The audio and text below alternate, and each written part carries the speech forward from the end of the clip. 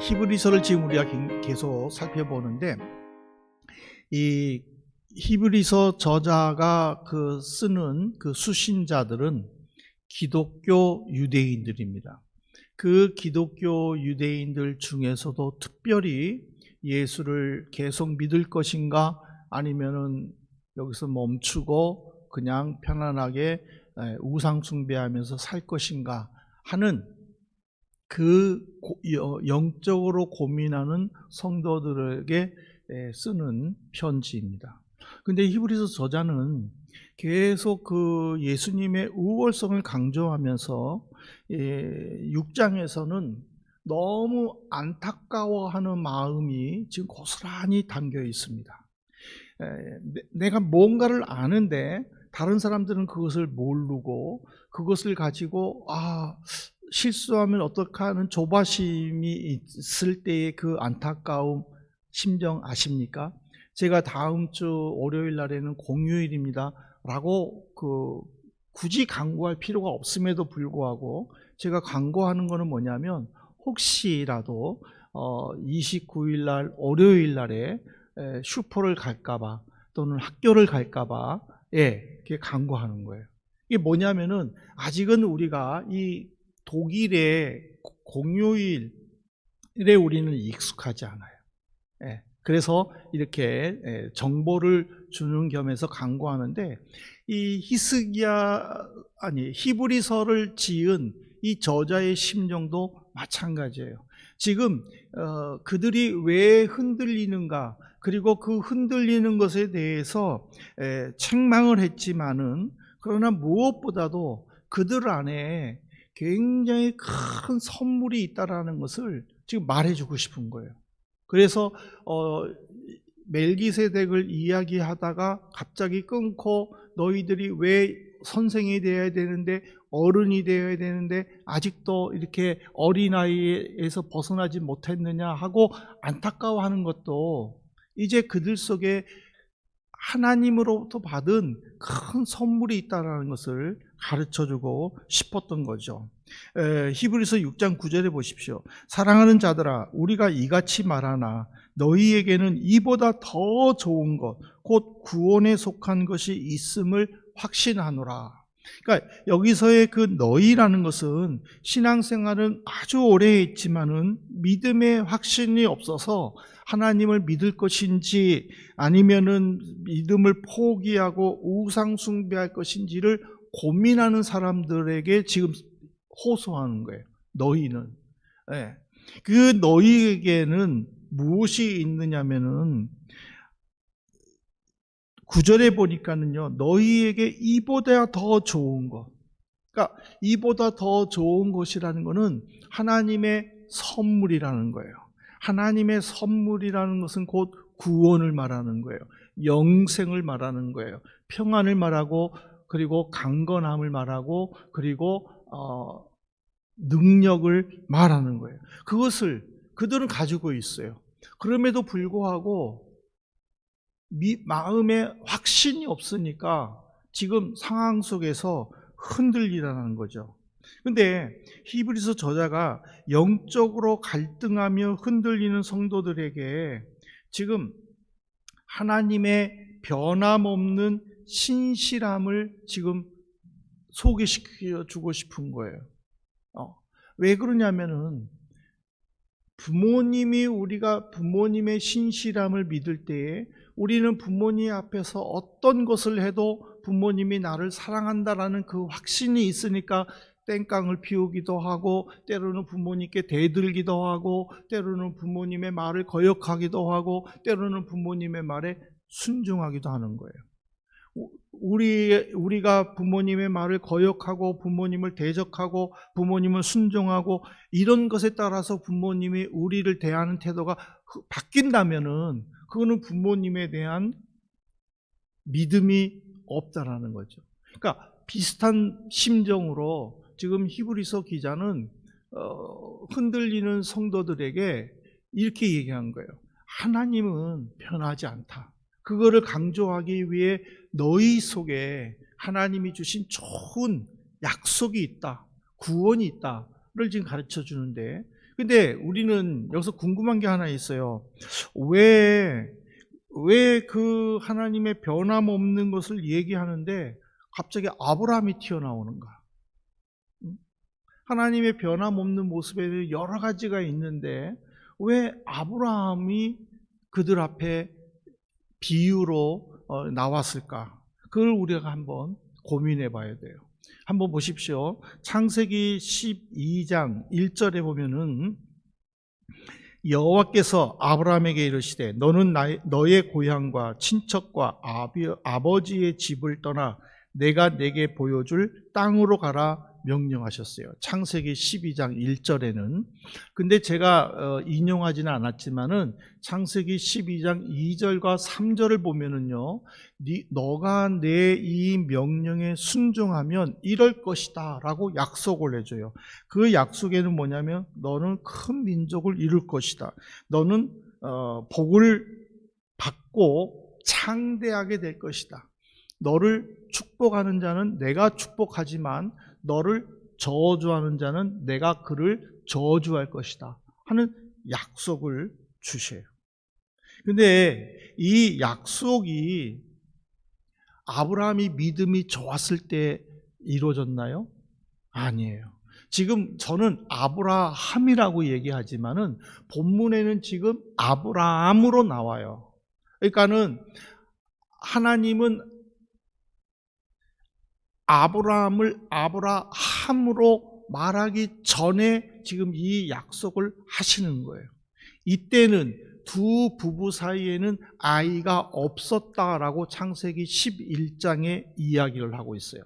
그리고 창세기 11장에 보면은 이때가 아브라함 나이 75세다라고 이야기를 해요. 그런데 이 약속이 언제 이루어졌습니까? 100살에 이루어졌어요. 창세기 21장 1절부터 2절에 보십시오. 여호와께서 말씀하신 대로 사라를 돌보셨고 여호와께서 말씀하신 대로 사라에게 행하셨으므로 사라가 임신하고 하나님이 말씀하신 시기가 되어 노년의 아브라함에게 아들을 낳으리니. 그러니까 창세기 12장과 창세기 21장은 25년의 세월이 흐른 거예요. 물론 이 25년의 세월 속에서 아브라함은 실수를 많이 했어요. 자기 종 다메섹 사람 엘리에셀이 내 상속자라고도 하나님께 소개하기도 했었어요. 또 86세 때에는 자기 아내 사라의 말을 듣고 사라의 여종 애굽에서 데리고 온 하갈이라는 애굽 여인을 첩으로 들여가지고 이스마엘이라는 아이도 낳기도 해요. 이렇게 비신앙적인 모습을 보였지만 하나님은 그 아브라함과의 약속을 지키기 위해 25년 후에는 그에게 이삭을 준 거예요. 그리고 그 이삭을 통해서 점점 더 창대해져 나갔다라는 거예요. 근데 문제는 뭐냐면은 하나님은 한 이삭이 태어난 지 한 10여 년이 지난 다음에 느닷없이 명령을 하세요. 그 명령이 뭐냐면 독자 이삭을 내게 바치라라는 거예요. 근데 아브라함은 여기서 흔들렸을까요? 아브라함은 여기서 고민했을까요? 아니에요. 히브리서 11장 19절에 보면 그가 하나님이 능히 이삭을 죽은 자 가운데서 다시 살릴 줄로 생각한지라 비유컨대 그를 죽은 자 가운데서 도로 받은 것이니라. 아브라함은 독자 이삭을 받기 25년 동안에는 여러 번 흔들렸어요. 여러 번 하나님의 약속을 의심했어요. 여러 번 비신앙적인 모습을 보였어요. 그러나 그가 25년 만에 하나님의 약속을 체험했었을 때에는 독자 이삭을 죽이라 했었을 때는 전혀 의심하지도 않았어요. 흔들리지도 않았어요. 비신앙적인 모습을 보이지 않았어요. 그것에 대해서 지금 히브리서 기자는 뭐라고 그랬어요? 죽은 자 가운데서 살리심을 받았다라고 이야기하는 거예요. 아, 내가 100살에 어떻게 아이를 낳아? 불가능해. 그런데 하나님은 나에게 주셨어. 그렇다면 이삭을 바치라고 했었을 때에는 분명히 또 아들을 주실 것이다 라는 그 믿음이 그에게는 확신이 있었다라는 거예요. 지금 믿음의 약함으로 말미암아 흔들리는 성도들에게 이 아브라함을 가르쳐주는 이유는 뭐냐면은 영적으로 고민하기 전에 먼저 하나님이 나에게 어떤 약속을 해주셨는가, 그 약속을 좀 살펴보아라 라는 거예요.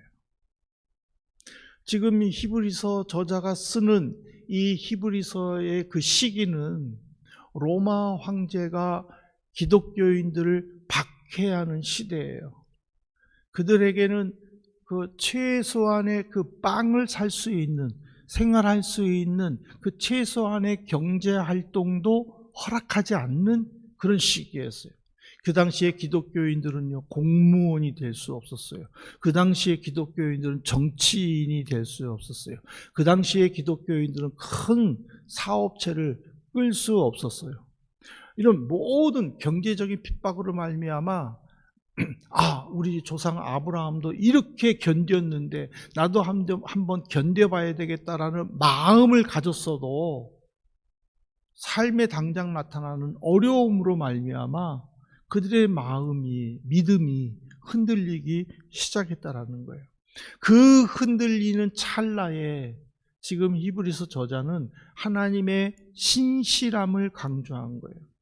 오늘 우리는 이 세상에 살지만은요, 하나님의 말씀을 받지만, 하나님의 말씀을 알고 있지만, 하나님께 기도하고 있지만, 우리 역시 삶에서 나타나는 모습 속에서 얼마든지 의심할 수 있어요. 흔들릴 수 있어요. 정말 예수님이, 정말 하나님이 하고 그런 의심할 수 있다는 거죠. 근데 이 말씀을 통해서 우리가 두 가지를 분명히 깨닫게 되면 그런 의심들이 사라진다는 거예요. 그것을 지금 히브리서 저자는 강조하는데, 첫째가 뭐냐? 하나님의 약속은 맹세로 보증되었다라는 것을 우리는 인정해야 돼요. 히브리서 6장 17절에 보십시오. 하나님은 약속을 기업으로 받는 자들에게 그 뜻이 변하지 아니함을 충분히 나타내시려고 그 일을 맹세로 보증하셨다. 하나님의 약속이 뭐예요? 하나님의 약속이라는 것은 구원이에요. 하나님의 약속이라는 것은 평안이에요. 하나님의 약속이라는 것은 은혜예요. 하나님의 약속이라는 것은 삶에서의 풍성함이에요. 그 기업을 받는 자, 그 예수 그리스도를 믿는 자들이 흔들리지 않도록 하나님은 그 약속을 맹세로 보증했다고 그랬어요. 헬라어에서 이 맹세는요, 보증인을 가리켜요. 맹세가 무슨 말이에요? 어떤 임무나 약속을 꼭 실행하거나 목표를 이루겠다고 굳게 다짐하는 것이 맹세예요. 인간들 사이에서의 이 맹세는요, 미래에 이루어지는 거예요. 나 돈 좀 빌려줘. 내가 언제 갚을게. 이거는 미래예요. 그런데 그 언제가 됐었을 때 갚지 못함으로 말미암아 그 맹세는 거짓 맹세가 되는 거예요. 그러므로 신뢰를 잃어버리게 되는 거고 서로 믿지 못하는 사회가 되는 것이 이 인간 사회의 모습이라는 거예요. 그런데 하나님은 이 맹세가 보증인이라는 거예요. 여러분들 보증인이 뭔지 아시죠? 내가 어떤 것에 대해서 보증했었을 때에는 그 사람을 대신하여 모든 것을 다 책임지는 것이 보증인 아닙니까? 그래서 한국에서는 요즘에 보증 쓰지 말라, 가족끼리도 보증 쓰지 말라라는 말을 하는 이유도 뭐냐면은 그 보증이라는 것은요, 맹세나 똑같은 거예요. 반드시 그것을 지킨다라는 거예요. 그런데 하나님은 지금 보증 쓰셨다라는 거예요. 근데 인간들은 보증 쓰지 말라고 그러는 거예요. 이해가 안 되는 거예요. 왜 사람은 보증 쓰면 안 되고 하나님은 보증 써? 이렇게 의문이 될 수 있는데 그 의문은요, 민수기 23장 19절에서 해결돼요. 한번 같이 보실래요? 하나님은 사람이 아니시니 거짓말을 하지 않으시고 인생이 아니시니 후회가 없으시도다. 어찌 그 말씀하신 바를 행하지 않으시며 하신 말씀을 실행하지 않으시랴. 여기 보면은요, 하나님과 사람의 차이점이 나타나요. 하나님은 절대 거짓말하지 않으세요. 그러나 사람은 아주 가끔 때로는 종종 거짓말을 해요. 그런 말 있잖아요. 사람은 거짓말하지 않는다. 근데 돈이 거짓말한다. 예. 근데 그 돈은 누가 가지고 있어요? 사람이 가지고 있는 거예요. 결국 돈이 거짓말하는 게 아니라 사람이 거짓말한다라는 거예요. 그 다음에 하나님은 절대 후회하지 않으세요. 그런데 사람은 종종 뒤돌아서면 후회하는 거예요. 제가 지난 금요일 날에 우리 청년들을 운이맨자에서 만났어요.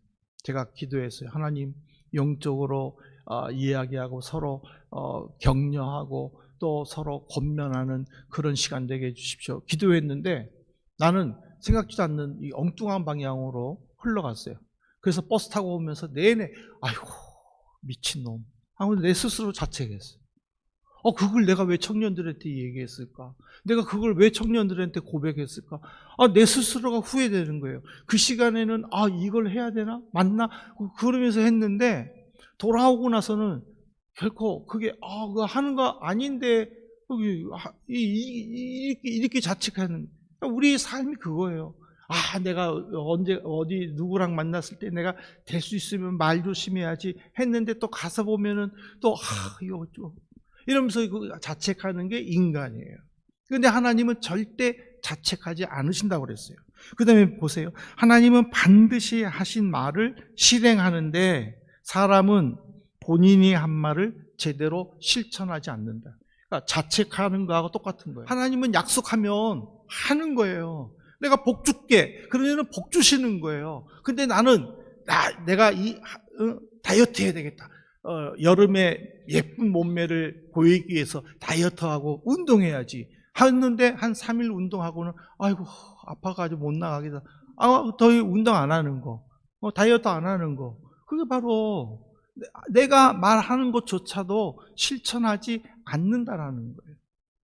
그렇기 때문에 예수님은 마태복음 6장 33절부터 37절에 보면은 너희는 맹세하지 말라고 그랬어요. 그냥 맞으면 맞다, 아니면 아니다, 그 말만 하라는 거예요. 더 이상 덧붙이지 말라라는 거예요. 왜? 너희의 머리를 검게도 희게도 할 수 없다라는 거예요. 근데 그 말씀이 요즘엔 조금 헷갈린 것 같아요. 염색하면 검잖아. 내가 염색하면 검잖아요.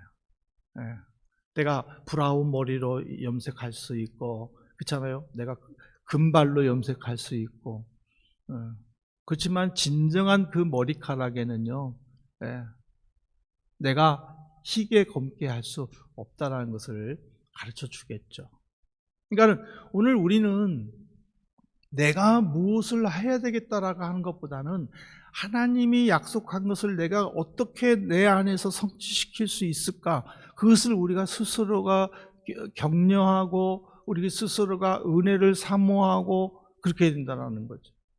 저는 이 카벨 문제로 인해 가지고 막 여기저기 쫓아다니고 막 내 사무실에 있는 것 갖다 띄워보려고 하고 아무것도 안 되는 거예요. 그래서 제가 여러분들에게 얘기했잖아요. 성경 찬송가 가지고 계신 분, 성경 찬송가 없으면 우리 다 이미지로 다운받아서 예배 드립시다. 그럼 저는 여기 앉아가지고는요, 내가 할 수 있는 것이 기도밖에 없다는 생각이 드니까 너무 처전하지만은, 그래서 어떻게 하나님 이 예배를 했는데 눈 뜨고 보니까는 허옇게 돼 있잖아요. 나는 너무 깜짝 놀랐어요. 정말 하나님은 매 순간 우리로 하여금 기도하게 하는구나, 우리로 하여금 긴장하게 하는구나. 그럴 때에 하나님의 약속을 받을 수 있다라는 거예요. 믿음이 흔들리는 이유는 뭐냐면 긴장을 하지 않기 때문에 그래요. 그냥 조금만 힘들어도 아이고 힘들어, 하나님이 없나? 이런 버티지 못하는, 그것을 견뎌내려고 어떻게 해서든지 극복해 보려고 하는 그 결단이 없기 때문이라는 것을 가르쳐 주죠. 그래서 우리는 하나님께서 맹세하시는, 그거를 보증하시는 그것을 굳게 믿어야 된다는 거예요. 그렇게 굳게 믿은 자들의 모습은 뭔지 아십니까? 두 번째로 보면은요, 고난 중에도 소망을 지킬 수가 있는 거예요. 히브리서 6장 19절에 보십시오. 우리가 이 소망을 가지고 있는 것은 영혼의 닷 같아서 튼튼하고 견고하며 휘장 안에 들어간다 그랬어요. 당시의 헬라 문학은요, 이 삶을 항해하는 배로 종종 표현했어요. 우리의 인생은 바다에 떠 있는 배와 같아요. 배가 파도로 인해서 이리저리 흔들리는 것처럼 우리 인생도 이리저리 흔들리는 거예요. 하늘이 캄캄해서 한치 앞을 내다볼 수 없어서 배가 전전긍긍하듯이 우리의 인생도 마찬가지예요. 캄캄해서 한치 앞을 내다볼 수 없는 모습이에요. 바다의 폭풍우 속에서 배가 이렇게 흔들리고 저렇게 흔들리면서도 붙잡고 있는 거는요, 바닷속에 깊이 뿌리박은 닻이에요. 그리고 항구에 묶은 밧줄이에요. 근데 닻이 중요한 이유는 뭐냐면, 배가 흔들림으로 말미암아 항구에 묶어놓은 밧줄은 떨어질 수 있지만은, 찢어질 수 있지만, 바다 밑바닥에 닻을 걸어 놓았을 때는 그 배는 멀리 흘러가지 않는다라는 거예요. 이게 신앙적으로, 영적으로 이 닻은 바로 우리의 소망이신 예수 그리스도를 가리키는 거예요. 그래서 그 닻으로 인해 가지고 우리는 휘장 안으로 들어가요. 그 휘장이 우리의 소망을 상징한다라고 지금 히브리서 6장 20절에서는 이야기하는 거예요.